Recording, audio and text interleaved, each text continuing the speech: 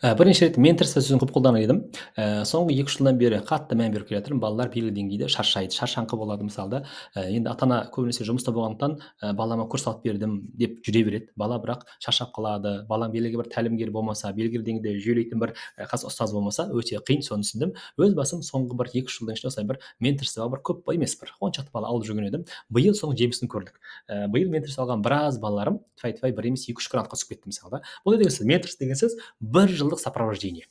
Бұл не деген сөз? Әсіресе балаңыз 11 болатын болса, мейлі ауылда жүріңіз, мейлі қалада бол, маңызды емес. Біз ең алдымен балаңыздың мамандығын таңдап береміз. Мамандығы дұрыс таңдалмаған баланың кез келген курс пайда жоқ. Өйткені бір ата-ана келіп тұр, Омарбек мына қызым мені күйдірді деп. Не болды десем, бір емес екі емес 3-4 курс алып бердім дейді. Онлайн, офлайн, алған балын қарашы дейді. Қанша десем, 47, 49, 48, біреу 51. Проходной балл бар десем, жоқ медика ғой дейді. Медицинаға 70 балл керек. Иә, даже ақылыға да жетпей жатыр. Қараңызшы. Сонда 3-4 курс алып, әр курстың құны бір 300-400 мыңнан миллион жарым ақша кеткен. Қараңызшы, бала қарасаңыз да. Бірақ бала сол 50-дің айналасында жүр. Қарындасым не болды деймін да? Ағай, это же не мое дейді. Мен вообще дәрігер болғым келмейді. Шынымен де химиясын ашып қарасам, 50-ден 9, сондай шамасында. Биологиясы 50-ден 11, 12, 10 шозым. Мынау не деймін да? Ағай, вообще химия менікі емес дейді. Қызбен жұмыс істедім, кішігірім жаңағыдай әртүрлі профтест тапсырып көрдік.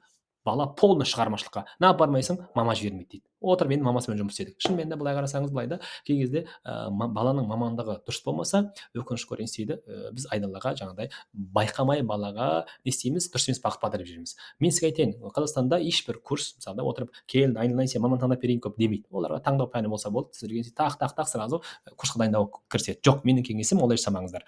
Мен не істеймін? Осы менторствода мен ең алдымен маман таңдап беремін. Бұл бір. Бірінші жұмысым осы. Балаңызбен бұйырса 1 апта, 2 апта, кейде 3 апта созылуы мүмкін, яғни 1 айдың көлемінде мамандығын нақты шегелемейінше жібермеймін.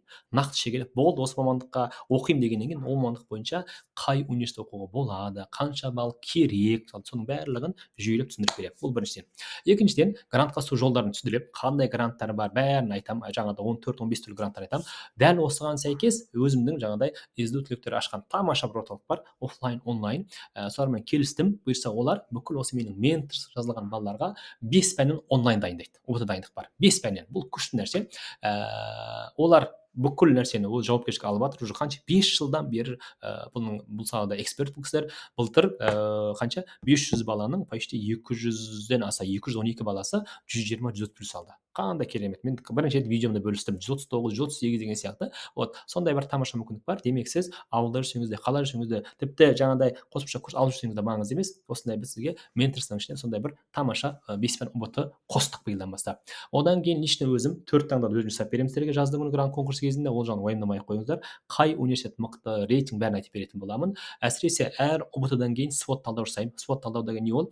Баланың мысалы қай жерде хромайды, қай пәннен төмен, қай пән жоғары, қай пәнге фокусын беру керек. Мысалы қаңтар ұбт ма, наурыз ұбт ма, негізгі ұбт барлығына келіп отырып балаңызбен жұмыс істейтін боламыз. Одан бөлек қосымша гранттар бар, мысалы да жыл барысында қаншама грант түрлері бар. Соның бәрін айтып балаңызды қатыстырамыз. Әсіресе 11-ге мысалы да мынаған қатыс. Өйткені білемін, көп ата-ана бұдан хабар жоқ, және грант өтіп кеткеннен кейін хабарласады. Ағай дейді, августтың 25-інде, 24 ағай грант керек.